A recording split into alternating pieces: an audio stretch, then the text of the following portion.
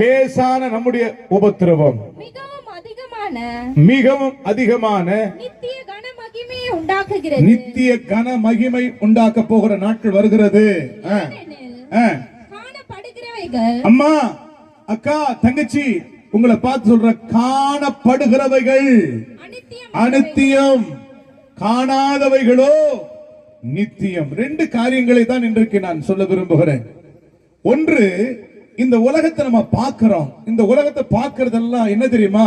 இது நிஜமல்ல, ஏமாந்துராத.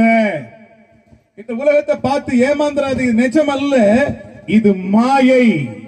சாலமோன் என்ற ஞானி சொல்கிறான், சூரியனுக்கு கீழே காண்கிறது எல்லாம் என்ன தெரியுமா?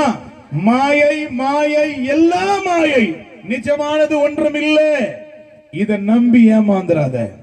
இன்றைக்கு ரெண்டு காரியங்களை நாம் உங்களுக்கு சுட்டி காட்ட விரும்பும். ஒன்று, காண்கிறது உலகம், காண்கிறவைகள் அனித்தியம், காணாதவைகளோ நித்தியம். ஆமா, சொல்லுங்களேன், ஹல்லேலூயா.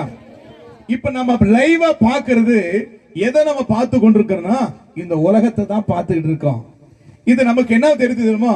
சொர்க்கம் போல தெரிகிறது, சொர்க்கம் போல தெரிகிறது. இந்த உலகம் எதை முக்கியப்படுத்துகிறது என்றால், அழகையும் கவர்ச்சியை தான் முக்கியப்படுத்துகிறது.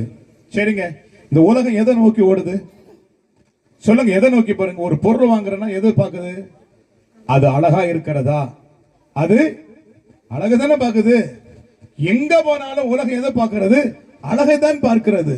அப்படி என்றால் இந்த உலகம் அழகா இருக்கிறது, ஆனால் அழியக்கூடியது என்பதை மறந்து விடாதே. இதை நம்பி நீ மோசம் போயிடாதமா. இது அழிந்து போகக்கூடிய உலகம், காண்கிற உலகம் என்னது? அனித்தியமானது. காணாதவை ஒன்று இருக்கிறது, அதுக்கு பேர் தான் நித்தியம். ஆமா, சொல்லுங்களேன், ஹல்லேலூயா.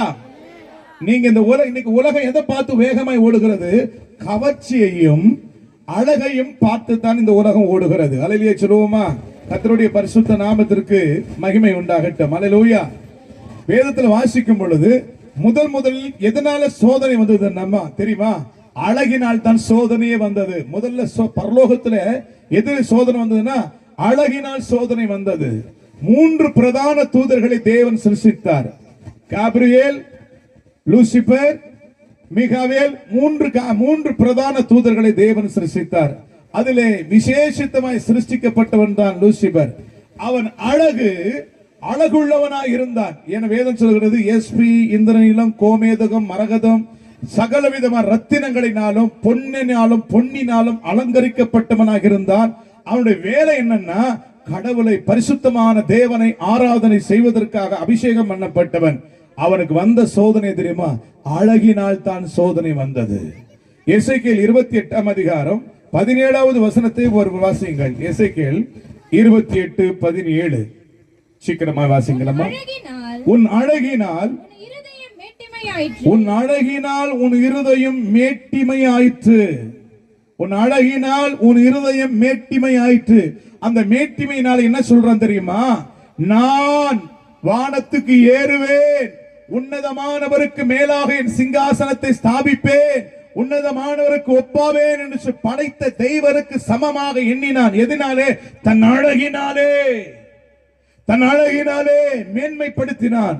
ஆண்டவர் அவனுடைய இருதயத்தை அறிந்தபடியினாலே முதலாக அவன் சபிக்கப்பட்டவனாக மாறினான். அவனை ஆண்டவர் சபித்த போதுதான் அவன் பிசாசாக மாறினான், அசுத்தாவியாய் மாறினான், பொல்லாத ஆவியாய் மாறினது. அவனுக்கென்று ஒரு ராஜ்யம் ஸ்தாபித்தான்.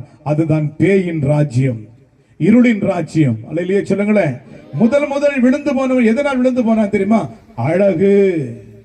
அதே அழகை வைத்துத்தான் இந்த உலகம் சொல்லுங்க, உலகம் சொல்லுங்க. பூமி யார் படிச்சது? சத்தமா சொல்லுங்க. பூமி யார் படிச்சது? ஆண்டவர் படிச்சார். உலகத்தை யார் படிச்சது? உலகத்தை ஆண்டவர் படிக்கல. உலகம், இந்த பூமியில் இருக்கிற உலகம் என்பது எதை காட்டுகிறனா? உலகமும் உலகத்தினுடைய இச்சைகளும் யாரால் உண்டானதல்ல. உலகம் என்பது எது தெரியுமா? மாம்ச இச்சைகள், விபச்சாரம், வேசித்தனம், அசுத்தம், காம விகாரம், விக்கிரகாராதனை, பில்லி சூனியம், பகைகள், கோபங்கள், விரோதங்கள், சண்டைகள், இதெல்லாம் எதில் உண்டானது? சாத்தானால் உண்டானது உலகம். பெருமைகள், அழகு, கவர்ச்சி, விபச்சாரம், வேசி, மொத்தமே எல்லாமே இது கவரக்கூடியது, கவர்ச்சிக்குரியது. அது மனிதர்களை வஞ்சிக்கக்கூடியதான் இந்த உலகம். அல்லேலூயா சொல்லுங்களேன். அதுதான் இயேசு சொன்னார், நான் யார் இல்ல, உலகத்தான் அல்ல. உலகமும் உலகத்தில் உள்ளவைகள் யாரால் உண்டானதல்ல? சொல்லுங்க, இயேசுவால உண்டானது அல்ல. பூமியில் இருந்தாலும் அந்த உலகத்துக்குள்ள சம்பந்தம், அந்த பூமியோடு சம்பந்தப்படுத்துகிறது எது? விபச்சாரம், வேசித்தனம், அசுத்தம், காம விகாரம், விக்கிரகாராதனை, வில்லி சூனியம், பகைகள், கோபங்கள், விரோதங்கள், சண்டைகள், பொறாமைகள், இதெல்லாம் யாரால் உண்டானது? சாத்தான் உருவாக்கி வைத்தான். இல்லையா சொல்லுங்களேன். இது தேவன் உருவாக்கவில்லை. இல்லையா சொல்லுங்களேன். அப்போ இந்த உலகத்துல இதை என்ன பண்றான்? கவர்ச்சியாக வைக்கிறான். இல்லையா சொல்லுங்களேன். ஒரு விபச்சாரியை பார்க்கும்போது என்ன பண்றாங்க? எப்படி அழகு இல்லாத இருப்பாங்களா? அழகா உடித்துக் கொள்வோம். அழகை பார்த்து இப்போ இந்த உலகம் எதை காட்டுகிறது? அழகை காட்டுகிறது. அழகை வைத்துத்தான் இந்த உலகம், மனிதர்கள் இந்த பூமியை நோக்கி ஓடுகிறார்கள். எதை நோக்கி ஓடுறான்? இன்னைக்கு பணத்தை கோடி கோடியை செலவு பண்ணி எதுக்கு ஓடுறான்? ஒன்று இயற்கை அழகை ரசிப்பதற்காக போகிறான். அழகை ரசிக்க வேண்டும், அதை அனுபவிக்க வேண்டும் என்று தான். இதுதான் சொர்க்கம், இதுதான் சொர்க்கம் என்று சொல்லி மனிதர்கள் ஏராளமாய் அழகை நோக்கி, ரசிப்பை நோக்கி, அதை ரசிப்பதற்கும் அனுபவிப்பதற்கும் மனிதர்கள் வேகமாய் ஓடிக்கொண்டிருக்கிறார்களே. அல்லேலூயா சொல்லுவோமா? ஆண்டவர் சொன்னாரப்பா, நீ இந்த பாக்குறதெல்லாம் நீ பாக்குறியே, இதெல்லாம் அழிஞ்சு போகக்கூடியது, உன்னை ஏமாத்திரும். உலகம் கொடுப்பது என்னது? சிற்றின்பம். சிற்றின்பம் உன கடைசில பாவத்துக்குள்ள சிக்க வச்சிரும். அல்லேலூயா சொல்லுவோமா? வேதம் சொல்லுகிறது, இந்த உலகத்தை தான் பிசாசு இயேசுவுக்கு காட்டினான். வாசிப்போம். மத்தேயு எழுதின சுவிசேஷம் 4ஆம் அதிகாரம் 8-9 வசனங்களை வாசிப்போம். மறுபடியும் பிசாசு அவரை மிகவும் உயர்ந்த மலையின் மேல் கொண்டு போய், மிகவும் உயர்ந்த மலைக்கு கொண்டு போய், உலகத்தின் சகல ராஜ்யங்களை, எதை காட்டினா? பூமியை காட்டல. எதை காட்டினா? உலகத்தில் உள்ள சகல ராஜ்யம்.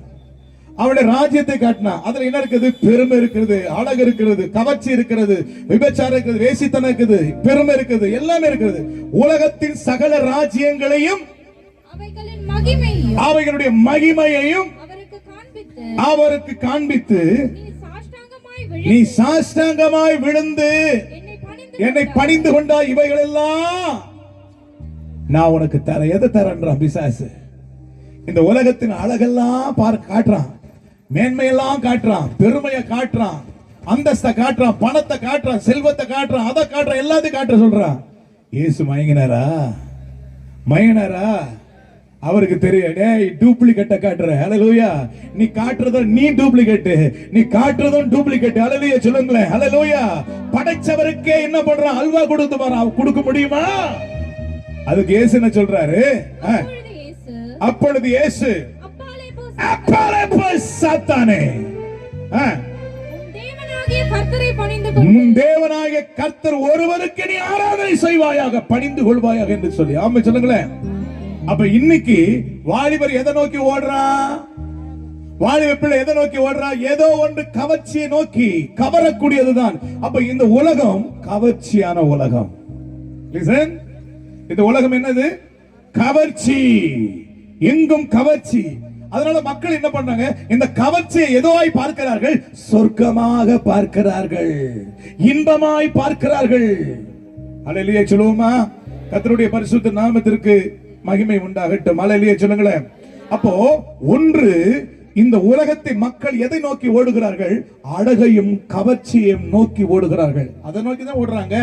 ஒரு கடைக்கு போறீங்க, ஒரு Dress எடுக்கிறீங்க, எதை பாக்குறீங்க? அது கவர்ச்சியா இருக்கிறதா, அழகா இருக்கிறதா, அதனை பாக்குறீங்க. அதனங்க பாக்குறீங்க. எதை நோக்கி வேகமாய் ஓடுகிறது உலகம்? கவர்ச்சியும் அழகையும் நோக்கி ஓடுகிறது. அதற்காக கோடி கோடி பணங்களை செலவழித்து ஓடுகிறார்கள். அந்த கவர்ச்சி ஒரு நாள் அவர்களை ஏமாற்றிவிடும். அது காணல் நீரை போல் ஏமாற்றி. அதுதான் வேதம் சொல்கிறது, நீ காண்கிறது எல்லாம் என்னது? மாயை. நீ காண்கிறதெல்லாம் அழிந்து போக போகிறது. ஒரு நாள் அது அழிய போகிறதுமா. ஆனா காணாதவை ஒன்று இருக்கிறது, அதுதான் சொர்க்கம். அல்லேலூயா சொல்லுவோமா? கர்த்தருடைய பரிசுத்த நாமத்திற்கு மகிமை உண்டாகட்டும். நம்முடைய முற்பிதாக்களா இருக்கிற ஆபிரகாமுடைய மனைவி, அவர் ஒரு அழகுள்ள ஒரு பெண். இந்த அழகினாலே அவளுக்கு வந்த சோதனை கொஞ்ச நெஞ்ச சோதனை அல்ல. அல்லேலூயா. எங்கெல்லாம் அழகு இருக்கிறதோ அங்கு சோதனை அதிகமாக இருக்கும். அல்லேலூயா சொல்லுங்களேன். ஆமென். நாங்க கருப்பா இருந்தாலும் நல்லதுக்கு ஸ்தோத்திரம். அல்லேலூயா சொல்லுங்களேன். அழகா இருந்தா என்ன பண்ணுவாங்க, 4 பேர் உன்னை பார்த்து ரசிப்பான் ருசிப்பான். அப்ப அந்த பாவத்தை தூண்டுகிறது தான் அழகு. அல்லேலூயா. வேதத்தில் வாசிக்கிறோம், இந்த ஆபிரகாம் என்ற முற்பிதா அவன் தான் முதல் தேவனை அறிந்து ஆண்டவருடைய அழைப்பை பெற்று போனவன். அல்லேலூயா. அவருடைய மனைவி பேர் சாராள். அங்க வேதத்தில் வாசிக்கிறோம், அவன் இருந்த தேசத்துல கொடிய பஞ்சம் உண்டானபடினாலே அவன் எகிப்து தேசத்திற்கு தங்கும்படி போனான். வேதத்தில் வாசிக்கிறோம், ஆதியாகமத்தின் புஸ்தகம் 12ஆம் அதிகாரம் 14வது வசனத்தை வாசிப்போம். ஆபிராம் எகிப்திலே வந்தபோது அந்த ஸ்திரியை என்ன கண்டாங்களா? மிகுந்த அழகுள்ளவள் என்று கண்டு பார்வோனுடைய பிரபுக்களும் அவளை கண்டு பார்வோனுக்கு முன்பாக எத்தனை வயசு தெரியுமா? 65 வயசு. எகிப்துக்கு போகும்போது இந்த பாட்டி அம்மாவுக்கு எவ்வளவு வயசு? 65 வயசு. இருந்தாலும் அழகை பார்த்து அவங்க உள்ள பார்வோனுடைய பிரபுக்கள் எல்லாம் அவளை வர்ணித்து புகழ்கிறார்கள். அது மாத்திரமல்ல, இவருடைய அழகிலே மயங்கினவன் யார்? யாரு? பார்வோன் அவளை மனைவியாக்கி கொள்ளுவதற்காக அரண்மனைக்குள்ள கொண்டு போறான். ஏன்னா ஏற்கனவே யார் சொல்லிட்டு ஆபிரகாம் சொன்னாரு. ஆதியாகமம் 12ஆம் அதிகாரம் 11ஆம் வசனத்தில் வாசிக்கும் பொழுது, நீ பார்வைக்கு அழகுள்ள ஸ்திரீமா. அப்ப இந்த அழகு எங்க இருக்கிறது? பாவத்தை கொண்டு வருகிறது, இச்சையை கொண்டு வருகிறது, ஏமாற்றத்தை கொண்டு வருகிறது. அல்லேலூயா. வெறுமையை கொண்டு வர அழகு. அதுதான் பக்தன் பாடுகிறார், அழகு மாயை நிலைத்திடாதே, அதை நம்பாதே மயக்கிடுவே. அழகு மாயை நிலைத்திடாதே, அதை நம்பாதே மயக்கிடுவே. மரணமோ நான் சந்திக்குவே, மறவாதே உன்னாண்டவரை வருவாய் தருணமிதுவே. அழைக்கிறாரே வல்ல ஆண்டவர் இயேசு வந்தை வருவாய் தருணமிதுவே.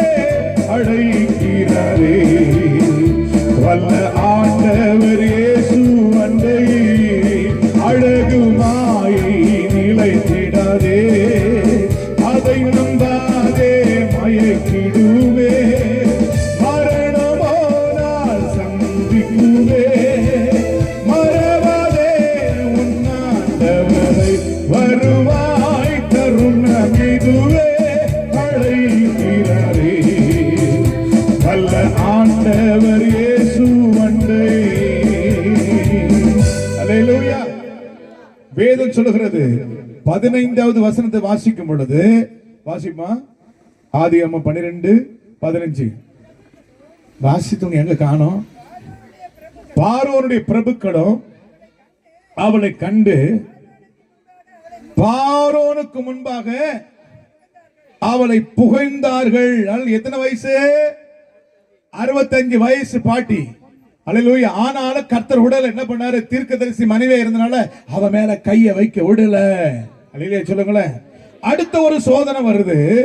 ஆதியாகமம் 20ஆம் அதிகாரம், ஆதியாகமம் 20ஆம் அதிகாரம் 1-2. ஆபிரகாம் அவ்விடம் விட்டு காதேசுக்கும் இவ்வளவு பேருக்கு யாரும் வாசிக்கிறது யாரும் இல்லையா? மைக்கு கொடுங்க.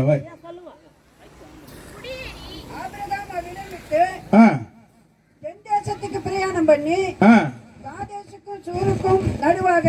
காதேசுக்கும் சூருக்கும் நடுவாக குடியேறி கோரானிலே தங்கினார்கள். என்னது கரெக்டா வாசிங்க? கேரானிலே தங்கினார்கள். அங்கே ஆபிரகாம் தன் மனைவியாகிய சாராளை தன் சகோதரி என்று சொன்னதினாலே கேராகின் ராஜாவாகிய அபிமெலேக்கு ஆள் அனுப்பி சாராளை அழைப்பித்தான். இப்ப வயசு சாராளுக்கு எவ்வளவு? 90 வயசு. 90 வயசுல அழகு விட்டு வைக்கல. 90 வயசு பாட்டி என்ன பண்றான்? எப்படி ஆயிலாம் என்ன பண்றான்? அவளை அடைய வேண்டும் என்று சொல்லி என்ன பண்றான்? வேதம் சொல்லுகிறது. அங்கேயும் கத்த சொல்றாரு, இவன் நிமித்து நீ செத்தாய். இல்லையா சொல்லுங்களேன், அவளை தொடாத. அப்ப சாராளுடைய வயசுல எத்தனை 90 வயசுல என்ன ஆகுது? சோதனை வருதா இல்லையா? வந்துச்சா இல்லையாங்க? இல்லையா சொல்லுங்களேன். இந்த அழகு ஒரு நாள் மரித்து போனது. சத்தமா சொல்லுங்க, இந்த அழகு ஒரு நாள். சத்தமா சொல்லுங்க, இந்த அழகு ஒரு நாள் மரித்து போனது. அல்லேலூயா சொல்லுவோமா? வாசிப்போம். ஆதியாகமம் 23ஆம் அதிகாரம் 4வது வசனத்தை வாசிப்போம். வாசிங்க, வாசிங்கம்மா. நான் உங்களிடத்தில் அந்நியனும் பரதேசியமாய் இருக்கிறேன். என்னிடத்தில் இருந்து என்னதுங்க? என்னது? இப்ப யாரு செத்து போனது? அழகு செத்து போயிடுச்சு. சாராள் என்ற அழகு பாட்டி செத்து போயிடுச்சு. வெளியே சொல்லுங்களேன். செத்து போன பிறகு என்னது? என்ன சொல்றாரு ஆபிரகாம்? வாசிமா தங்கச்சி வாசிங்க. என்னிடத்தில் இருக்கிற இந்த பிரேதத்தை என் கண்முன் இராதபடிக்கு அடக்கம் செய்யுங்கள். அவன் சொல்றாங்க பாருங்க, என்னிடத்தில் இருக்கிற இந்த பிரேதம் என் கண்முன் இராதபடிக்கு. செத்த பிறகு பாருங்க, செல்ல கவனிங்க, செத்த பிறகு அவன் சொல்றான் என் கண்ணு முன்ன இருக்க கூடாது. எது? உயிரோடு இருந்தவரையும் அழகு, செத்த பிறகு என்ன சொல்றான்? இந்த பிரேதத்தை என் கண்முனிராதபடி அடக்கம் செய்யுங்கள். அதுதான் பாடுறோம். அழகு மாயை நிலைத்திடாதே, அதை நம்பாதே மயக்கிடுவே. அழகு மாயை ஒரு நாள் அழகு நம்பி போவாதே, ஒரு நாள் கைவிடும். அழகு மாயை நிலைத்திடாதே, அதை நம்பாதே மயக்கிடுவே.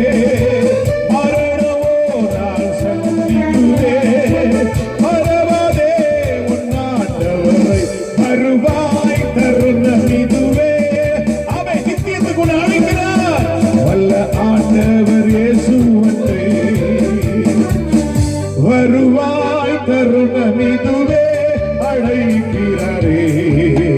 வல்ல ஆண்டவர் இயேசு வந்தே, வாடலையெல்லாம் வீணாராய் வருத்தத்தோடு கழிப்பதியே.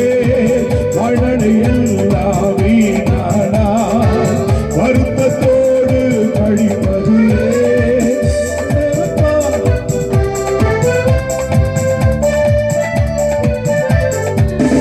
வருவாய் தருணமிதுவே அழைக்கிறாரே. வல்ல ஆண்டவர் இயேசு வந்தே, வருவாய் தருணமிதுவே அழைக்கிறாரே.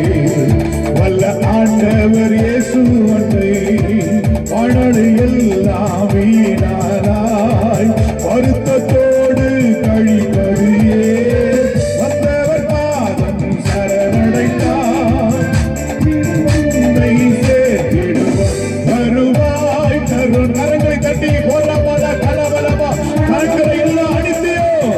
ஓ அழகு மாயை நிலைத்திடாதே, இதை நம்பி மயமாது போயிடாதே. அழகு மாயை நிலைத்திடாதே, அதை நம்பாதே மயக்கிடுவே.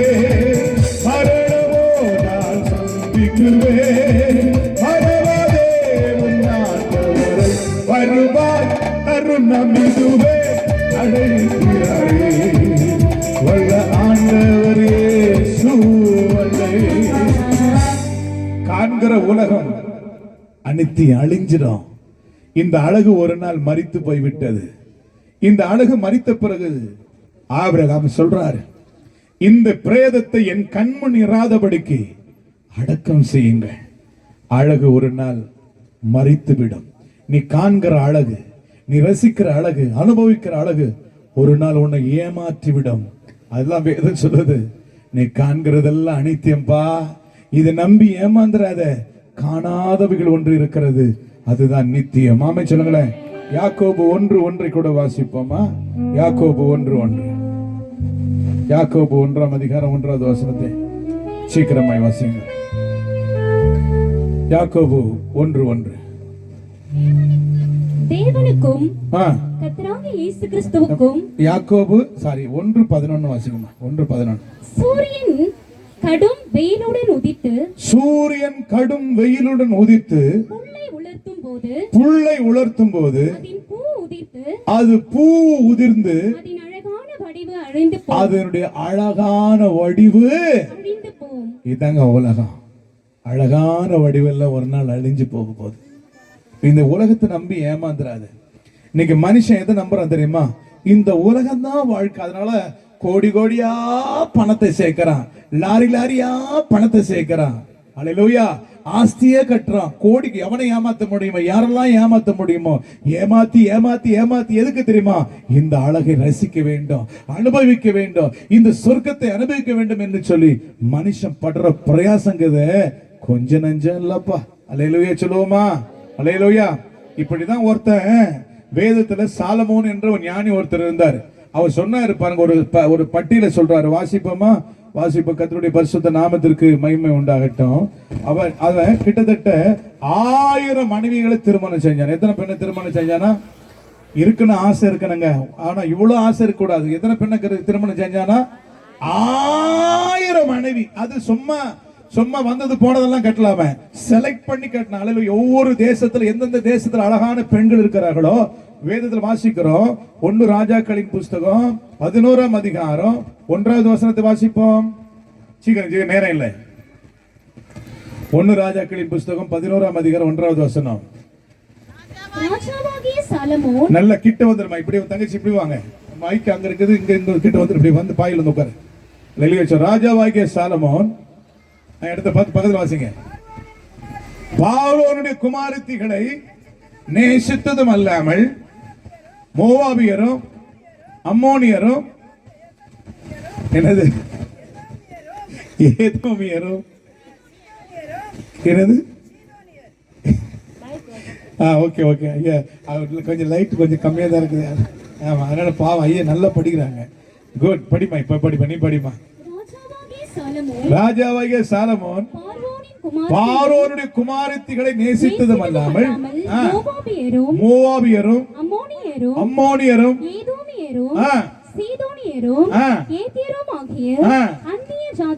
அந்நிய ஜாதியான அநேக பெண்கள் மேல் ஆசை வைத்தான். ஓ, என்னது? ஆசை வைத்தான். அழகு மேல ஆசை வச்சான். அழகையா? இதான் இதய சொர்க்கம். ஏய், நரகத்துக்கு போயிடுவேன்.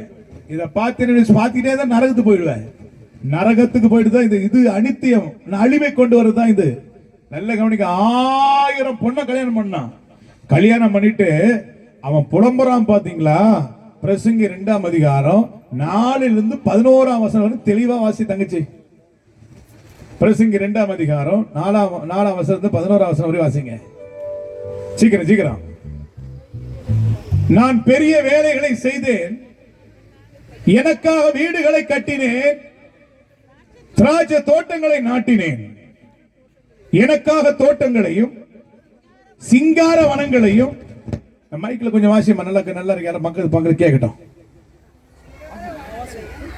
சிங்கார வனங்களையும் மைக்ல வாசி தங்கச்சி. பிரச்சனை இருக்குதா? பிரசங்க 2ஆம் அதிகாரம். நான் பெரிய வேலைகளை செய்தேன், எனக்காக வீடுகளை கட்டினேன், திராட்சை தோட்டங்களை நாட்டினேன். பாருங்க, திராட்சை தோட்டங்களை நாட்டினேன், எனக்காக தோட்டங்களையும். எனக்காக யாருக்கு இந்த வசந்த மாளிகை? வசந்த மாளிகை கட்டினார் அவரு. யாருக்காக? எனக்காக தோட்டங்களையும் சிங்கார வனங்களையும் உண்டாக்கி அவைகளில் சகல வகை கனி விருட்சங்களையும் நாட்டினேன். மரங்கள் பயிராகும் தோப்புக்கு நீர் பாய்ச்சுகிறதற்கு குளங்களை உண்டாக்கினேன். வேலைக்காரியை சம்பாதித்தேன். வேலைக்காரர் பிறந்தார்கள். எனக்கு முன் எருசலேமில் இருந்த எல்லாரை பார்க்கிலும் ஆடு மாடு முதலான 2 ஆஸ்திகள் எனக்கு இருந்தது. வெள்ளியையும் பொன்னையும் ராஜ சம்பத்தையும் மாகாணங்களில் உள்ள சேகரித்தேன். சங்கீதக்காரரையும் சங்கீதக்காரிகளையும் புத்திரருக்கு இன்பமான பலவித வாத்தியங்களையும் சம்பாதித்தேன். எனக்கு முன் இருந்து எல்லாரை பார்க்கிலும் நான் பெரியவனும் திரவிய சம்பன்னமானேன். என் ஞானமும் என்னோட கூட இருந்தது. என் கண்கள் எல்லாம் சொல்றோம் பாருங்க, என் கண்கள் இச்சித்தவையை ஒன்றையும் நான் அவைகளுக்கு தடை பண்ணவில்லை. ஒரு சந்தோஷத்தையும் என் இருதயத்திற்கு ஒரு சந்தோஷத்தையும் வேண்டாம் என்று விளக்கவில்லை. நான் செய்த முயற்சிகள் எல்லாம் என் மன மகிழ்ச்சி கொண்டிருந்தது. என் மன இது ஆரம்பம். மகிழ்ச்சி கொள்ளும்பா ராஜா, மகிழ்ச்சி கொள்ளு. உன் வாழ்க்கையில நல்ல கவனி, எல்லாம் அனுபவிச்சு மகிழ்ச்சி கொள்ளு. ஒரு நாள் ஒரு ஆள வேண்டிய நாள் வரும். வாசிமா, இதுவே என் பிரயாசமும் பிரயாசங்களும் வந்த பலன். என் கைகள் செய்த சகல வேலைகளையும் நான் பட்ட எல்லா பிரயாசத்தையும் கண்ணோக்கி பார்த்தேன். இதோ எல்லா மாயையும் இல்ல கடைசி சொல்றாரு, சந்தோஷம் சந்தோஷம் சந்தோஷம் சொன்னாரு.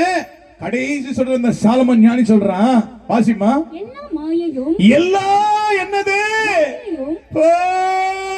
நம்பி ஏமாந்து போய் நம்ம தான் சொல்றோம். யாருக்காக இந்த வசந்த மாளிகை, யாருக்காக சொல்லி அல்லேலூயா இப்படி சொல்லிட்டு போற கடைசி ஒருத்தன் பாடின, யாருக்காக யாருக்காக யாருக்காக சொல்லி அனுபவிச்சாரு. கடைசியில விருப்பா போயிட்டு அவர் சொல்றாரு, எல்லா மாயை எல்லா மாயை. அல்லேலூயா சொல்லுங்களே. வாசிமா 17 வாசிமா. ஆகையால் இந்த ஜீவனை வெறுத்தேன். இந்த ஜீவனை வெறுத்தேன். சூரியனுக்கு கீழே செய்யப்படும் கிரியைகள் எல்லாம் எனக்கு விஷனமா இருந்தது. எல்லா மாயையும். ஹலோ, இது கடைசியில் என்ன கொண்டு வந்தது தெரியுமா? மனதுக்கு சஞ்சலத்தை கொண்டு வந்து விடும். சொல்லுங்களேன். 1000 பேர்கள் ஆறுதல் சொன்னால் ஆறுதலாகுமா? இந்த உலகமே என்னை நேசித்தாலும் நேசம் விடாகுமா? 1000 பேர்கள் ஆறுதல் சொன்னால் ஆறுதலாகுமா? இந்த உலகமே என்னை நேசித்தாலும் நேசம் விடாகுமா? 1000 பேர்கள் ஆறுதல் சொன்னால் ஆறுதலாகுமா? இந்த உலகமே என்னை நேசித்தாலும்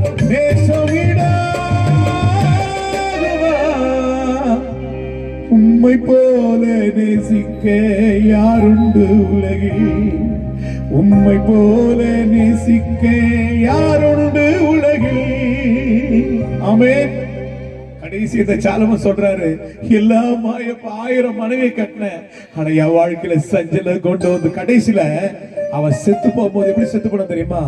ஆண்டவர் ஒரு பின்மாற்றக்காரனாக, வெறுமையானவனாக, துக்கமுள்ளவனாக. கடைசியில் வேதத்தில் வாசிக்கிறோம் 11ஆம் அதிகாரம் 1 ராஜாக்கள் 11ஆம் அதிகாரத்துல 4வது வசனம், அவன் மனைவிகளுக்கு விருப்பத்தின்படி எருசலேமுக்கு எதிராக, கடவுளுக்கு எதிராக 1000 கோயில்களை கட்டினான். 1000 சர்வாங்க தகன பலிகளை செலுத்தின அந்த சாலமோன் 1000 மனைவிகளுக்கு 1000 கோயிலை யாருக்கு விரோதமா கட்டணுமா? கடவுளுக்கு விரோதமா கட்டி ஒரு பின்மாற்றக்காரனாய், ஒரு செத்த பிணமாய் அவன் செத்து போனான். இதற்காக நீங்கள் அழைக்கப்படவில்லை. நீ காண்கிற உலகம் எல்லாம் மாயமா, இது ஏமாந்திரம். பணம், பதவி, பட்டம் எல்லாம் ஒரு நாள் போய்விடும். இதை நம்பி நீ ஏமாந்திராத. காண்கிற உலகம் அழிந்து போகக்கூடியது. பரலோகம் சொல்லுது, வேதம் சொல்லுகிறது, காணாதவைகளோ நித்தியம். சத்தமா சொல்லுங்க, காணாதவைகளோ. சத்தமா சொல்லுங்க, காணாதவைகளோ நித்தியம். அமெரிக்காவில் ஒரு உலக அழகி ஒருவள் இருந்தார். அவர் சொல்லுவார், என்னுடைய அழகினாலே பல லட்சக்கணக்கான வாலிபர்களை நான் சிறைப்பிடித்து வைத்திருக்கிறேன். அவள் அழகினால் மயங்காதவள் யாருமே இல்லை. அவ்வளவு ஒரு அழகுள்ள ஒரு பெண். கோடிக்கணக்கான பணம் இருந்தது. ஆயிரக்கணக்கான வேலைக்காரர்கள் இருந்தார்கள். ஹல்லேலூயா. அவனுக்கு அனுபவிப்பதற்கு இந்த உலகத்தில் எதுவுமே ஒன்றை விட்டு வைக்கவில்லை. எல்லாவற்றையும் அனுபவித்தார். அவள் மிகவும் கவர்ச்சிகரமாக இருந்தார். அவன் நினைச்சா, என் காலுக்கு கீழே வாலிபர்கள், லட்சக்கணக்கான வாலிபர்கள் என்று பெருமை கொண்டாள். ஆனா அவளுடைய வாழ்க்கையில அனுபவித்து கடைசியில ஒரு சமாதானம் இல்ல, அவ வாழ்க்கையில நிம்மதி இல்ல. அதான் சொல்ற, உலகம் கொடுப்பது சிற்றின்பம், அதுக்கு பிறகுதான் வேதம், பாவத்தின் சம்பளம் மரணம். மரணம் பாவம் விடாது, வாழ விடாது. யோபின் புஸ்தகம் 20:11 சொல்லுகிறது, அந்த பாவம் அவளோடு கூட மண்ணிலே படுத்துக் கொள்ளும், பாவத்தின் சம்பளம் மரணம்.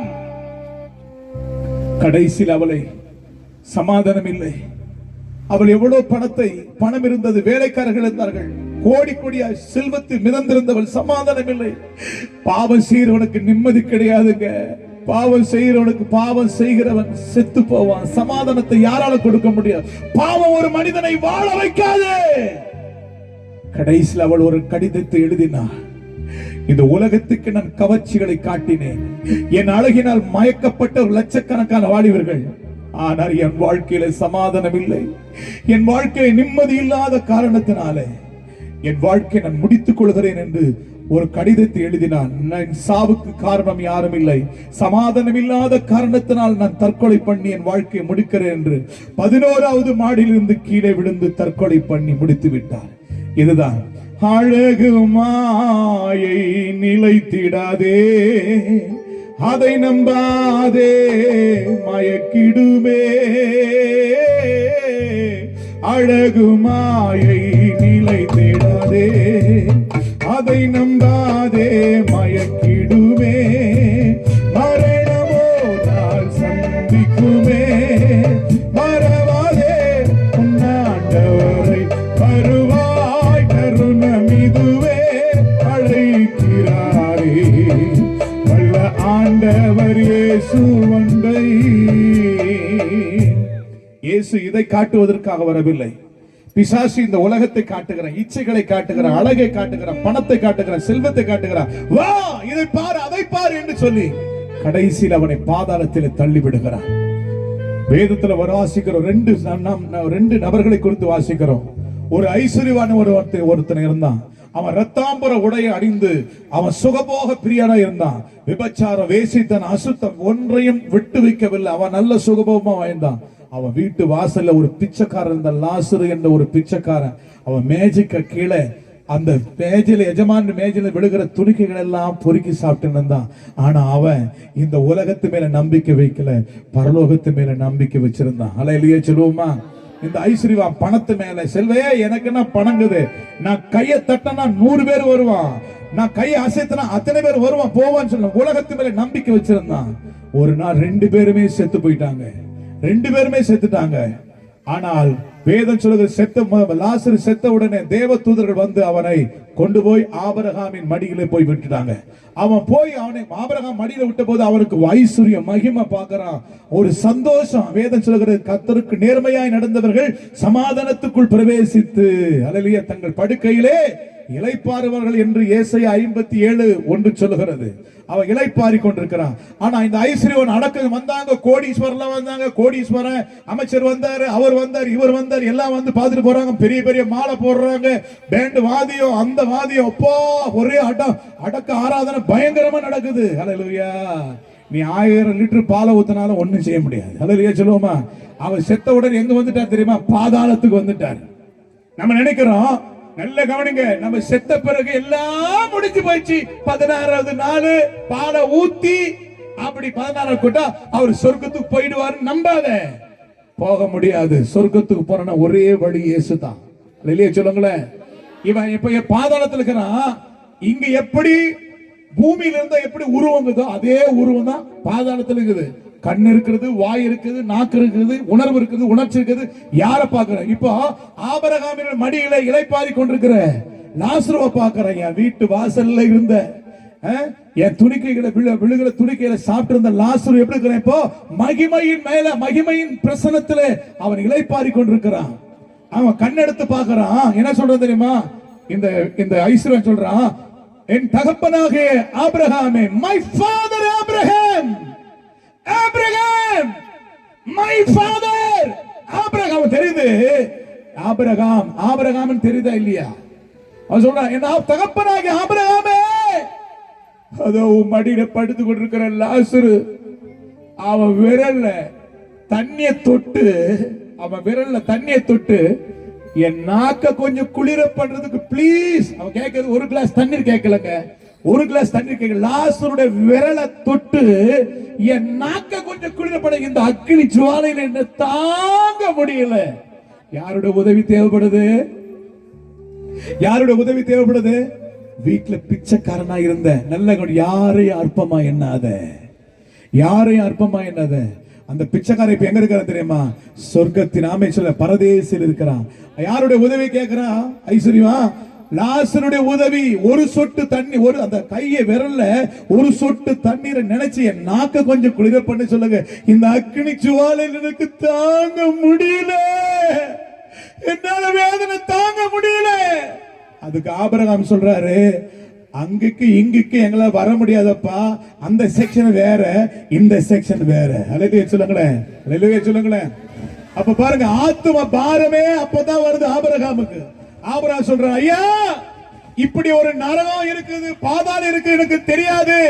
இந்த உலகத்தான் சொர்க்கம், இந்த உலகத்தான் அழகு என்று நம்பி நான் ஏமாந்துட்டேன் ஐயா. என் பணத்தை நம்பி போயிட்டேன், என் பதவியை நம்பி போயிட்டேன், என் பலத்தை நம்பி நான் இந்த உலகத்தில் அனுபவிச்ச கடைசியில இந்த பாதாளத்துக்கு வந்துட்டேன் ஐயா.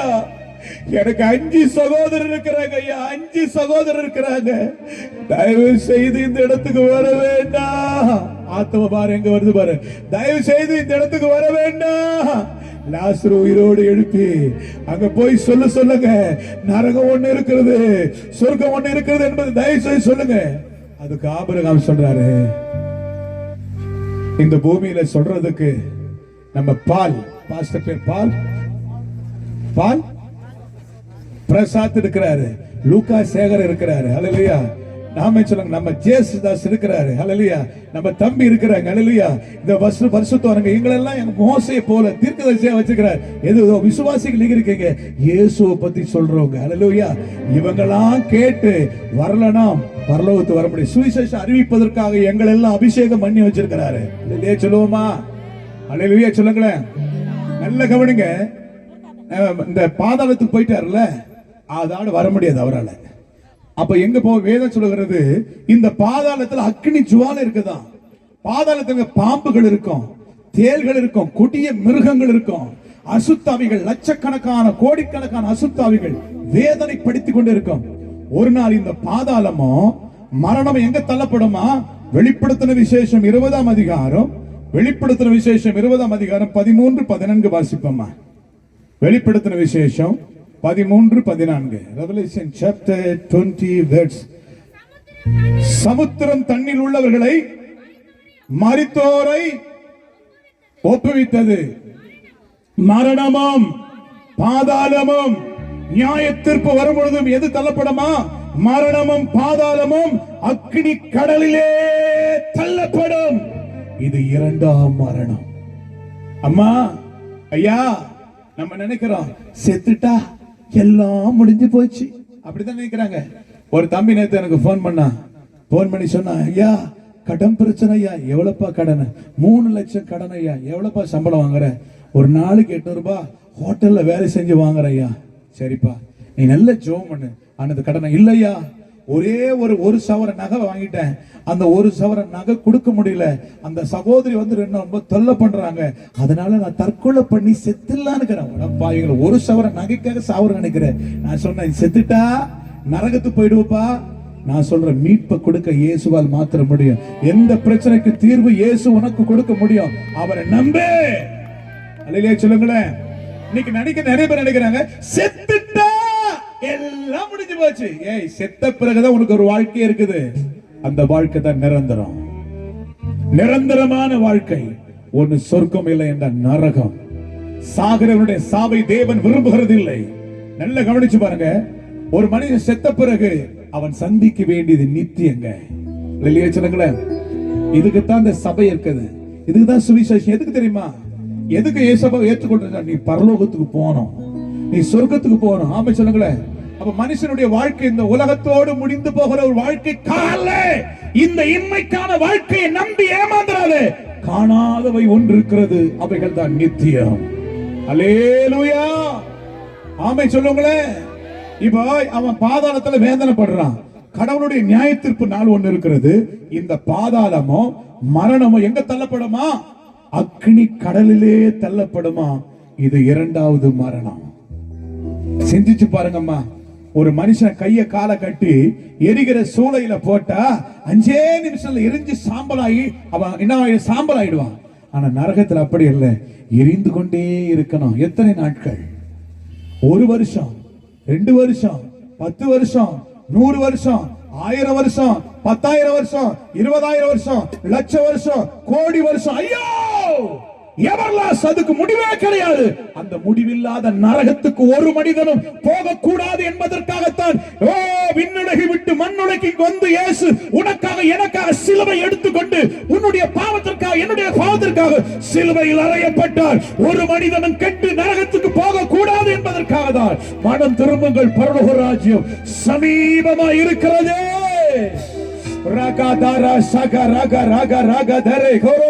வாழ்க்கை இந்த உலகத்தோடு முடிந்து போகுமானால் இப்படிப்பட்ட ஒரு கூட்டம் தேவையில்லை, இப்படிப்பட்ட ஒரு சர்ச்சை தேவையில்லை.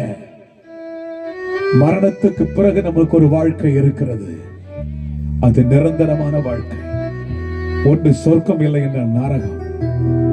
சிந்தித்து பாருங்கள் அம்மா, ஒரு முறை ஒருவன் நரகத்திற்கு போய்விட்டார், எத்தனை ஆண்டுகள் பனிஷ்மெண்ட், எவர்லாஸ், நித்தியமாய் அவன் அழுது கொண்டே இருக்க வேண்டும்.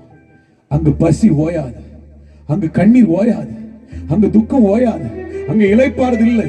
ஐயோ ஐயோ ஐயோ ஐயோ ஐயோ ஐயோ ஐயோ, இரவு இல்லை பகலில் எத்தனை ஆண்டுகள், எத்தனை கோடி வருஷங்கள். ஓ, பாவத்தின் தண்டனை என்னது? பாவத்தின் தண்டனையாக இருக்கிற மரணம், 2ஆம் மரணத்தை ஏன் வேதனையோடு கழிக்க வேண்டும்? அப்படிப்பட்ட மரணத்தில் தண்டனையை தான் உனக்காக எனக்காக சிலுவையில் இயேசு சுமந்து கொண்டார். அவர் மூலம்தான் உனக்கு மீட்பு, அவர் மூலம்தான் ரட்சிப்பு. இல்ல, கையை உயர்த்தி சொல்லுங்களேன், உங்க கிருபை இல்லாம வாழ முடியாதையா, உங்க கிருபை இல்லாம வாழ தெரியாதையா. நான் நிற்பதும் உங்க கிருபைதா, நான் நிலைப்பதும் உங்க கிருபைதா, நான் நிற்பதும் நிலைப்பதும் உங்க கிருபைதானப்பா. உங்க கிருபை இல்லாம வாழ முடியாதையா. ஆமென் சொல்லுங்களேன். இயேசு உனக்காக எனக்காக நித்திய வீட்டை கட்டி வச்சிருக்கிறார். என்ன வீடு? 2 கொரிந்தியர் 5ஆம் அதிகாரம் 1வது வசனம் சொல்லுது, பூமிக்குரிய கூடாரம் அழிந்து போனாலும் கைவேலை இல்லாத ஒரு வீடு. என்ன வீடு? அதுக்கு நித்திய வீடு. இந்த உலகத்துல எல்லாம் அழிய போதுங்க. நீ பெரிய பெரிய மாளிகை கட்டி வச்சிருக்கலாம், கோடி கோடியா வாழ்ந்துக்கலாம், எல்லாம் ஒரு நாள் மண்ணா போகுது, எரிஞ்சு போகுது. ஆனா இயேசப்பா உனக்கு ஒரு வீட்டை, உங்களுக்கு எல்லாருக்கும் ஒரு வீட்டை, அவருக்காக உண்மையா வாழ்ற ஜனங்களுக்கு என்ன வீடை கட்டி வச்சுக்கிறாரா? நித்திய வீட்டை கட்டி வச்சிருக்கிறார். ராமச்சனங்களே, அந்த வீடுக்கு பேர் என்ன தெரியுமா? நித்திய வீடு, நிரந்தரமான வீடு. அங்க கண்ணீர் துடைக்கப்படும், அங்க பசி இல்லை, அங்க தாகம் இல்லை, நித்திய மகிழ்ச்சி தலைமையில் இருக்கும். ஆமே ஆமே சொல்லுங்க, ஹல்லேலூயா. நித்திய மகிழ்ச்சி தலைமையில் இருக்கும், தவிப்பும் சஞ்சலம் ஓடி போகும், தவிப்பும் சஞ்சலம் ஓடி போகும். மாரநாதா மாரநாதா, எங்கள் மாரநாதா மாரநாதா, சீக்கிரம் வாருமையா மாரநாதா. 1000 பேர்கள் ஆறுதல் சொன்னால் ஆறுதலாகுமா? இந்த உலகமே என்னை நேசித்தாலும் நேசம் வீடாகுமா? 1000 பேர்கள் ஆறுதல் சொன்னால் ஆறுதலாகுமா? உலகமே என்னை நேசித்தால் நேசம் வீடாகுமா? நேசம் வீடாகுமா? நேசம் வீடாகுமா? அந்த சொர்க்கத்துக்கு போகிறது தான். இயேசு சொர்க்கத்தை விட்டு இறங்கி வந்து ஒரு மனிதனாக வந்து எல்லாருடைய பாவத்துக்காக, எல்லாருடைய சாபத்துக்காக அவர் கிரயத்தை செலுத்தினார். வேதம் சொல்லுகிற ரத்தம் சிந்துதல் இல்லாமல் பாவ மன்னிப்பு இல்லை. அப்படி என்றால் அவருடைய ரத்தம் பாவத்தை நீக்கிற ரத்தம், பரிசுத்தப்படுத்துகிற ரத்தம். இன்னைக்கு ஏன் பலியிடுறாங்க? ஏன் கோழியை பலியிடுறாங்க? ஏன் மாட்டை வெட்டுறாங்க, ஆட்டை வெட்டுறாங்க? ஏன் வெட்டுறாங்கன்னா பாவம் ரத்தம் சிந்தப்படணும். இதனால மனுஷனுக்கு நிவர்த்தி செய்ய முடியாது. ஆமென். பரிசுத்தமுள்ள ரத்தம் உனக்காக எனக்காக இயேசு கிறிஸ்து சிந்திருக்கிறார். அதுதான் நித்திய உடன்படிக்கையின் ரத்தம். ஆமென் சொல்லுங்களேன். அந்த ரத்தம் தான் உன்னை பரலோகத்துக்கு கொண்டு போகிற ரத்தம். அந்த ரத்தம் தான் பாவத்தை கழுவுகிற ரத்தம். அந்த ரத்தம் தான் சாபத்தை அழிக்கிற ரத்தம். உன் சாபத்தை ஆசீர்வாதமாய் மாற்றுகிற ரத்தம். ஆமென் சொல்லுங்களேன். நீ காண்கிற உலகம் அல்ல, காணாதவைகளுக்கு கொண்டு போக போகுது, நித்திய பரலோகத்துக்கு கொண்டு போகிறது. ஆமென். அல்லேலூயா சொல்லுவோமா? பரலோகத்தில் எல்லாமே எல்லாம் எப்படி இருக்கு தெரியுமா? உண்மையா இருக்கும். இந்த பூமியில பார்க்கிறது எல்லாமே நேச்சரை போல தெரியும், ஆனா உண்மை கிடையாது. எல்லாம் மாய. ஆனா பரலோகத்தில் எல்லாம் நிச்சயமானது. ஆமை சொல்லுங்களேன். எல்லாம் நிரந்தரமா இருக்கிற இடம். ஆமை சொல்லுங்களேன். அந்த நிரந்தரமான இடத்திற்கு போவதற்கு தான் இந்த சுவிசேஷம் அறிவிக்கப்படுகிறது. வேலை வெட்டி இல்ல. 2022 வருஷமாக இந்த சுவிசேஷம், 24 வருஷமாக இந்த சுவிசேஷம் அறிவிக்கப்பட்டு கொண்டே இருக்கிற. எதற்கு தெரியுமா? மனம் திரும்புங்கள், பரலோக ராஜ்யம் சமீபமா இருக்கிறது. அம்மா, என கேட்டுக்கொண்டிருக்கிற அன்பு சகோதரனே சகோதரியே, எங்க குடும்பத்துல 5 நபர். நான் தேவன் அறியாத குடும்பத்துல பிறந்தவன். எங்க அப்பா பெரிய குடிகாரன். அல்லேலூயா. குடிகாரன்னா உங்களுக்கு தெரியல எப்படி இருக்கும்? குடிச்சவனுடைய குடும்பம் எப்படி இருக்கும்? நிம்மதியே இருக்காது. 5 பிள்ளைகளை பெத்த கடமை தான். 5 பிள்ளைகளுக்கு வளர்க்கக்கூடிய திறமை இல்லை. நாங்கெல்லாம் 10 வயசு வரை ட்ரெஸ்ஸே இல்லாம உட்காருவோம். தெருக்களில் திண்ணையில படுப்போம். வயிற்ற பிடிச்சுன்னு அழுவோம். ஏன்னா பசியின் கொடுமை. எங்க அப்பா வருவார், சம்பாதிப்பார், குடிப்பாரு. பிள்ளைய பெத்த ஒரு கடமையத்தை தவிர பிள்ளைகள் மேல பாசமா ஆசையே இல்லை. நாங்கெல்லாம் அப்பாவை பார்த்து அப்பான்னு நாங்க கூப்பிடல. ஏன்னா அவ்வளவு ஒரு வெறுப்பு. அல்லேலூயா. குடிச்சிட்டு வந்து தகப்பன் வந்து பிள்ளைகளை நேசிப்பான்னு பார்த்தா பிள்ளைகளை போட்டு தர்மடி அடிப்பான். அடி அடி அடி, கொஞ்சம் அடி இல்ல. எங்க அம்மாவை அடிச்சு பல்லெல்லாம் உடைஞ்சு போயிடுச்சு. காதே கேட்காது. இப்படி 15 வருஷம் 18 வருஷம் நாங்க பட்ட பாடுகளுக்கு அளவே இல்லை. ஹல்லேலூயா. வாரத்துல ஒரு நாள் வருவார். வெள்ளிக்கிழமை வந்தாருன்னா வெள்ளி சனி ஞாயிறு நரகம் வீட்டுல. ஏற்கனவே பசி. ஆனா இவர் வந்தவன பானை சட்டியில உடைச்சி நாங்க எங்கெல்லாம் தெருவெல்லாம் அங்கங்க ஓடி அங்கங்க போய் ஒடிஞ்சுக்கிட்டு இருப்போம். பசியும் பட்டினி இல்லை. எல்லாரும் தகப்பனை பார்த்து கூப்பிடுவோம், அப்பான்னு கூப்பிடுவாங்க. ஆனா எங்க அப்பா பார்த்து அப்பான்னு கூப்பிட மாட்டாங்க. உண்மையை சொல்ற, நரகத்தை நாங்க அனுபவிச்சோம். 15 வயசு வரைக்கும் கஷ்டப்பட்ட புதிய போதையில பொது கிணறு ஒன்று இருந்தது. பொது கிணறுல விழுந்து செத்து போயிட்டார். எங்க அம்மா வறுமையில 2 வருஷம் நாங்க அவங்கள வறுமையில செத்துட்டாங்க. நான் படிப்பதற்கு ஆசைப்பட்டேன், என்னால் படிக்க முடியவில்லை. 10வது வரையும் நான் படிச்சேன். ஏன்னா வறுமையின் உச்சகட்டமா இருந்ததுனால படிக்க முடியல. என்னால சாப்பாடு, ஒருவேளை சாப்பாடு கிடைச்சா போதும், அந்த சாப்பாட்டுக்காக தான் நான் போன ஸ்கூலுக்கு போன தவிர படிப்புக்கு எனக்கும் துளி கூட சம்பந்தம். என் பேரு 7வது வரை என் பேரு சேகர் என்ற ஒரு 3 எழுத்தை எழுதவே என்னால முடியாது. அவ்வளவு கஷ்டப்பட்ட, அவ்வளவு ஒரு மரம் என்ற முட்டாள இருந்தேன். அப்படிப்பட்ட சூழ்நிலை டீச்சர் சொல்லுவாங்க, டேய் அவங்களாவது ஏறு விழுதாவது பிழைச்சுவான், எப்படா பிழைக்க போற, ஏன்டா இப்படி இருக்கிறன்னு சொல்லுவாங்க. என்னால படிக்க முடியல. எப்படியோ 1வதுல இருந்து 10வது வரையும் பாஸ் பண்ணி ப்ரமோஷன்ல பாஸ் பண்ணி விட்டாங்க. 10வதுல பரீட்சை எழுதின ஆல் சப்ஜெக்ட்ல 37 மார்க். இந்த 37 மார்க் வச்சு என்ன செய்ய முடியும்? ஒன்னும் செய்ய முடியாது. அல்லது சாப்பாடும் போயிடுச்சு. தெருக்களிலும் திண்ணையிலும் படுத்துக்கிட்டு என்ன சினிமா பாடல்களை பாடிக்கிட்டு இருந்தா யாராவது, டேய் கடைக்கு போயிட்டு வாடா, இந்த காய் வாங்கிட்டு வா, இது சக்கரை வாங்கிட்டு வார்த்தைகளை சொல்லுவாங்க. அவங்க போயிட்டு சர்க்கரையை எல்லாம் கடைக்கு போயிட்டு வாங்கிட்டு வந்தோம்னா கூழோ கஞ்ச கொடுப்பாங்க. அதை சாப்பிட்டு ரோடா பசியா பட்டு பசியா திரிந்து கொண்டு வரவன் போறவெல்லாம் தலைமையில கூட்டுவான், அடிப்பாங்க. ஹல்லேலூயா. ஏன்னா நாங்க கல்யாணத்துக்குன்னு யாரு கல்யாணத்துக்குன்னு எங்களுக்கு நோட்டீஸ் கொடுக்க மாட்டாங்க. நாங்க கல்யாணத்துக்கு போயிடுவோம், எட்டி உதைப்பாங்க, காரி துப்புவாங்க. ஏன்டா எங்க கல்யாணத்துக்குலாம் வந்தவங்களை எல்லாம் கூப்பிடல, நீ ஏன்டா வந்தீங்க? ஒரு பிச்சைக்காரனோட கேவலமாக நடத்தினார்கள். ஊர் மக்கள் சொன்னாங்க. சிலர் சொன்னாங்க ட்ரெயின்ல போய் பிச்சை எடுத்து நிறைய பேர் பிச்சை போடுவாங்கன்னு சொல்லி. இப்படி கேவலமாக எண்ணப்பட்டோம். சமுதாயத்தில் புறக்கணிக்கப்பட்ட எச்சி இலையை போல் வீசி எறியப்பட்டவர்கள் தான், சமுதாயத்தில் புறக்கணிக்கப்பட்டவர்கள் தான். இந்த நிலையில எல்லாரும் ஒடுக்கப்பட்டதுனால நான் அவமானப்பட்டேன். வாழ்க்கையின் எதிர்காலம் இல்லை, எல்லாம் முடிந்து விட்டது. வீடு இல்லை, வாசல் இல்லை, தகப்பன் இல்லை, தாய் இல்லை, அண்ணன் இல்லை, சொந்தம் இல்லை, பந்தம் இல்லை, எல்லாம் இல்லை இல்லை இல்லை இல்லை இல்லை இல்லை இல்லை இல்லை இல்லாமல் போய்விட்டது. கடைசியில் சாவுதான் என் வாழ்க்கையின் முடிவு என்று சொல்லி கிராமப்புறத்தில் வயல்வெளி பக்கமாய் போய் அழுது கொண்டிருக்கிறேன். யார் கடவுள்? கடவுள் ஒருவர் இருப்பாரானால் என்னை சந்திக்கட்டும். கடவுள் இல்லை. அவர் இருந்தால் நான் ஏன் இவ்வளவு கஷ்டப்படுறேன்?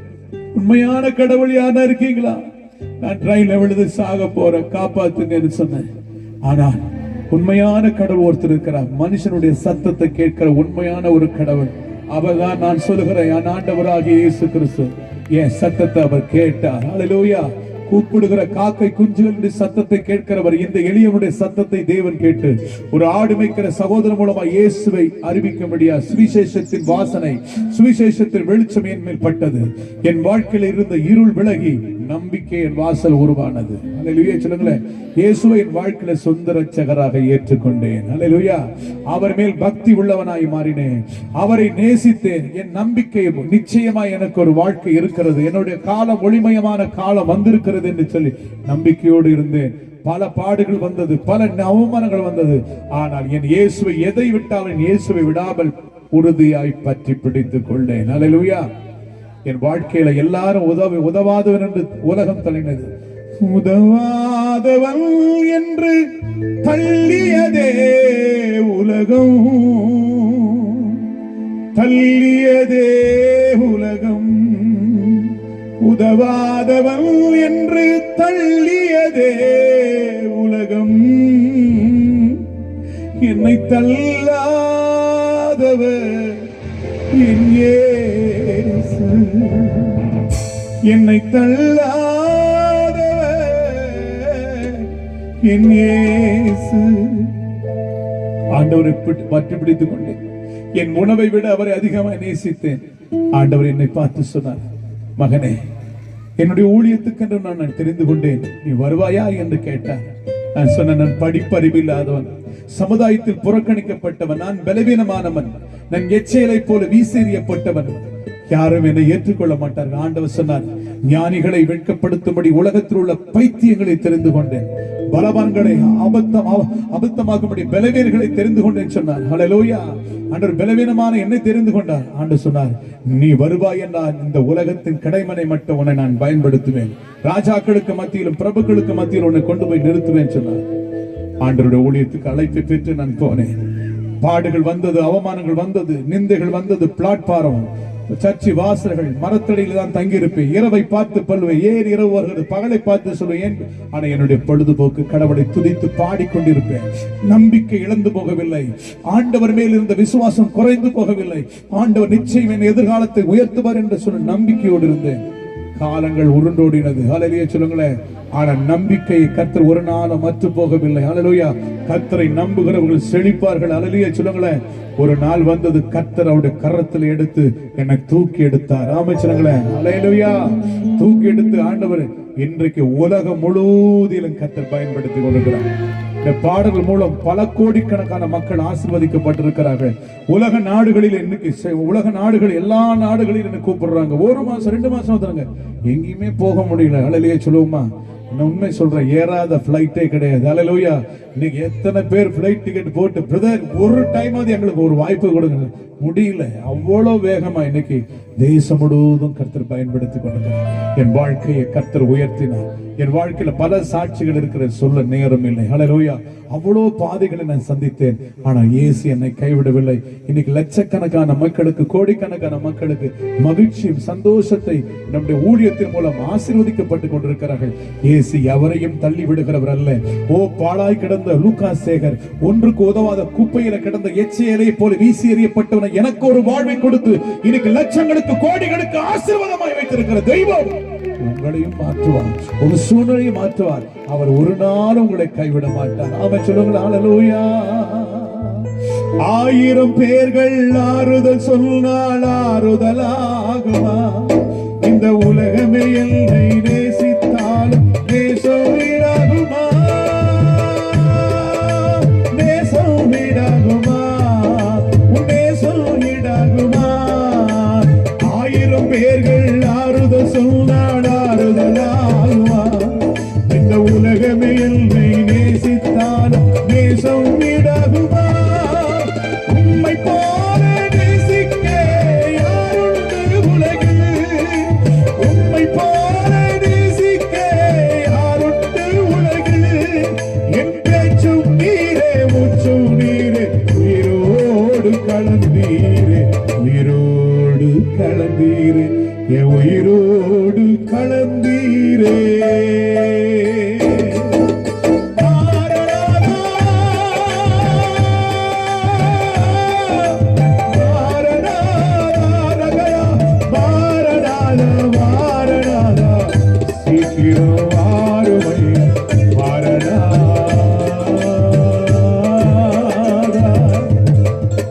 காண்கிற உலகம் அனித்தியமானது, எல்லாம் நம்பாத டேமேஜான உலகம். ஆமென். ஏமாத்துற உலகம்.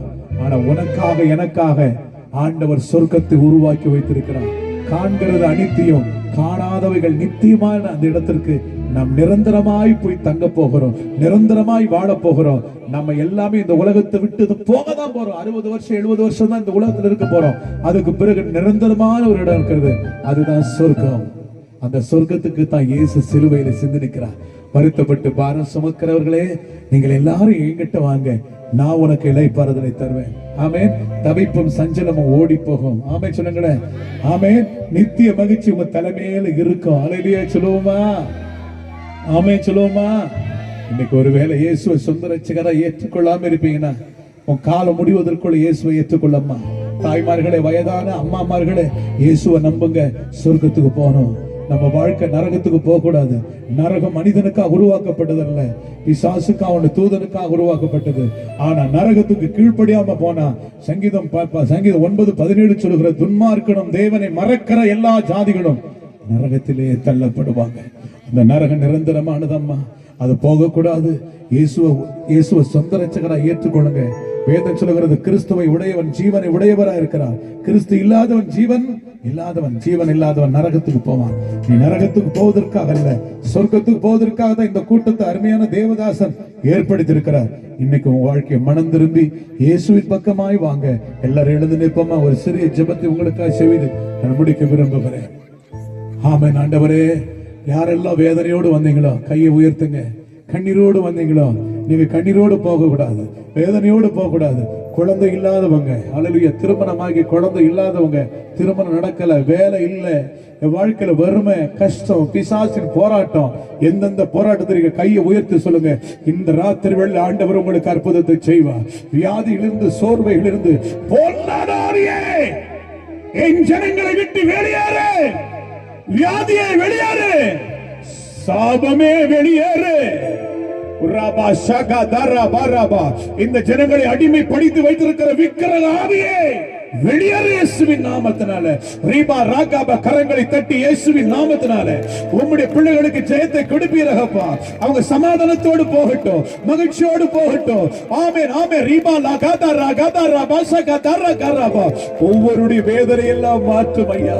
வியாதியோடு இருக்கிறாங்க, ஒவ்வொரு பிள்ளைக்கு சுகத்தை கொடுப்பு. எந்த வியாதியா இருந்தாலும் இந்த ராத்திரி வேளை உம்முடைய வார்த்தையினால் அவைகள் எரிக்கப்பட்டு போகட்டும், உம்முடைய வார்த்தையினால் சுகமாகட்டும். கண்ணீர் மாறட்டையா. பிரிந்திருக்கிற குடும்பங்கள் எல்லாம் ஒன்னா சேரட்டையா. பிரிந்திருக்கிற சாமி குடும்பத்தை பிரிக்கிற சர்பத்தின் ஆவி அடிக்கப்பட்டு போகட்டையா. ஆண்டவரே, வீடு இல்லாத பிள்ளைகளுக்கு வீடு வாசல் ஏற்படுத்தி கொடு. திருமணமாகாத பிள்ளைகளுக்கு திருமண வாழ்க்கை, ஆளலில் குழந்தை இல்லாதவர்களுக்கு இந்த வருஷத்துல குழந்தை பாக்கியத்தை கொடுங்க ஆண்டவரே. ஆனா யாரெல்லாம் என்னென்ன விண்ணப்பத்தோடு கேட்கிறாங்களோ அவங்க விண்ணப்பங்களை இன்றைக்கு எல்லாருடைய விண்ணப்பங்களும் அங்கீகரிக்கப்படட்டும். அவங்க ஜெபத்தை கேட்பீரகப்பா. உண்மையான கர்த்தருடைய தாசன் இந்த கிளை சபையை ஆசீர்வதிப்பீரகப்பா. இந்த சபை ஆயிரக்கணக்கான மக்கள் தேவன் பக்கமாய் திரும்பி வரட்டையா. வந்திருக்கிற ஊழியர்களுடைய தேவைகளை சந்தியும், ஒவ்வொரு விசுவாசனுடைய தேவைகளை சந்திப்பீரகப்பா. அவனுடைய பண நெருக்கடிகள் எல்லாம் மாறட்டும், கடன் பிரச்சனைகள் மாறட்டும், கண்ணீர் மாறட்டும், போராட்டங்கள் மாறட்டும், நிம்மதியற்ற சூழ்நிலை மாறட்டும். எல்லாவற்றையும் ஆண்டவர் நம்முடைய பிள்ளைகளை சமாதானத்தோடு அனுப்புங்கப்பா. மகிழ்ச்சியோடு அவர்கள் புறப்பட்டு போகட்டும் அப்பா. காண்கிறவைகள் அனித்தியம், காணாதவைகள் நித்தியத்தை நோக்கி தங்கள் வாழ்க்கையை நியமித்துக் கொண்டு கர்த்தருக்கென்று வாழ்ந்து அவருடைய சுவிசேஷத்தை அறிவித்து மகிழ்ச்சியோடு ஆடி பாடி தேவனை துதித்து மகிமைப்படுத்தி ஓவருடைய சுவிசேஷத்தை அறிவித்து உமக்காக வாழ உதவி செய்யும். வந்திருக்கிற ஒவ்வொரு பிள்ளைகளையும் ஆசீர்வதியும். மியூசிக் போட்ட அன்பு எங்கள் அருமையான சகோதரர்களை ஆசீர்வதிப்பீரார். ஆடியோ சிஸ்டம் தான் நியமிச்ச அன்பு தம்பிகளை ஆசீர்வதிப்பீராகப்பா. வந்திருக்கிற ஊழியர் எல்லாரையும் ஆசீர்வதியும். ஒவ்வொரு மேலும் கிருபை இறங்கட்டும்.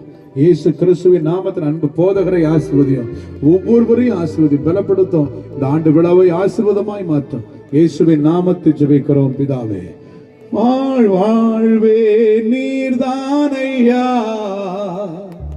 என் வாழ்வே நீர்தானையா. கடைசி சொல்லுமா, வாழ்வே நீர்தானையா, என் வாழ்வே நீர்தானையா, என் வாழ்வே நீர்தானையா, வாழ்வே நீர்தானையா, வாழ்வே